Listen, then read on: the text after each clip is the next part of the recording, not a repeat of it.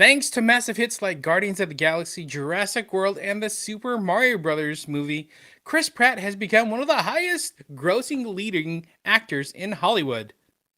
So, this latest film, Mercy, will do well, right? I didn't even know he had a movie coming out. I've been seeing According trailers for it all over the place.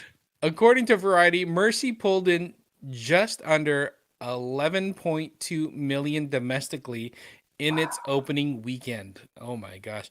It did knock off Avatar Fire and Ash out of the top spot after a 5-week reign, but the debut marks the lowest opening weekend for Pratt's career as a leading man, coming in below 14.8 million earned for Passengers back in 2016. Ooh.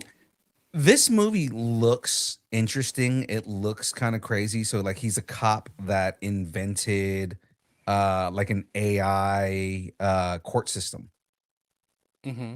And essentially the AI judge is essentially accuses him of killing his wife Mm. based on evidence that it has, and the whole movie is basically him trying to disprove or trying to prove that he didn't kill his wife. This is one of those films that probably should have just went straight to streaming Yeah. and gone from there.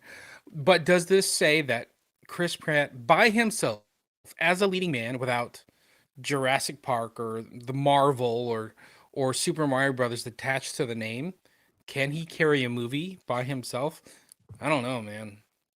Yeah, I'm surprised it didn't do better because it is supposed to be the whole big thing with this. It's supposed to be a commentary on AI, Mm-hmm. and like overreach of like just letting AI run rampant. But I don't know. Apparently, people weren't super interested in seeing it, and also a lot of this stuff is going to be based on word of mouth. So if people aren't talking about it and saying this movie was great, then yeah, it's probably going to fall in the cracks. Yeah. Let's keep it going. Hmm. A farewell to Captain Kirk. Chris Pine was asked about Paramount's plan to reboot Star Trek and positioned it as a fresh take meant to reinvigorate the brand, with Jonathan Goldstein and John Francis Daley, the filmmaking duo behind Dungeons and Dragons: Honor Among Thieves, asked if he had any words of wisdom for the new stewards of the franchise. Pine didn't overthink it and said, "Advice: have fun, good luck, live long, and prosper." So, what this tells me is that he's done playing Kirk and he's moving on. And maybe Paramount's moving on too, I guess. It seems like they're moving into a new direction just because they've been doing that with a lot of the shows. So I mean, Yeah. with all the shows. So I mean, it seems like they are probably going to try and move into a different direction. They're probably going to not deal with the Kelvin timeline anymore. What's Um, what's interesting, I thought, was that they have Goldstein and Francis Daley right, doing it, who also did Dungeons and Dragons, which Chris Pine was in. right. He was the bard in that movie. But apparently Paramount is just saying, we need to move forward. We need to kind of get away from Yeah, Kirk and find something new to attach. But okay, yeah. we'll see how it It's goes. sad. I liked him as Captain Kirk, but I mean, it is what it is. So Yeah.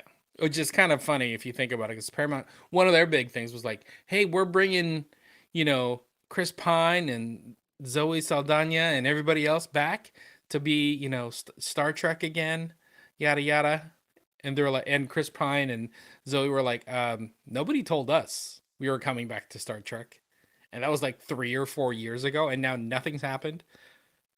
Good announcement, Paramount. Way to go. yeah. All right, let's keep it going. And all form the head, which always made me cringe. It's so much. The live action Voltron movie is currently in post production, and we have a fresh report on the story. The film reportedly follows a teenage boy on Earth, He Man, who is dealing with the death of his mother, He Man, only to uncover a galaxy shaking secret about who she really was. The same report claims Henry Cavill is playing the King of Altea. The film is Oh, currently expected to debut exclusively on Prime Video later this year. that's interesting. If he's playing the King of Altea. Yeah. Yeah. I thought he would have been something a little more prominent But at the same time, I mean, he is kind of a prominent character. But I You thought you think would have he'd been form the head, you know? right. But I guess, I mean, that makes sense for him to play kind of like more of like a docile role, given that he's a producer on the movie too. So Mm, gotcha. All right, I'm looking forward to it. We'll see. But see, this is absolutely, a movie like going straight to streaming. It'll probably be strong as a streamer, but may have faltered in the box office. yeah. Nah, I just hope it's not goofy. You know, that's the Yeah. whole thing is because the premise of this can be goofy. I just hope that it is a serious take on Voltron, and it's not something that is like, goofy and comedic for comedic sake. Like I don't want it to feel like an SNL sketch. You know what I Yeah. mean?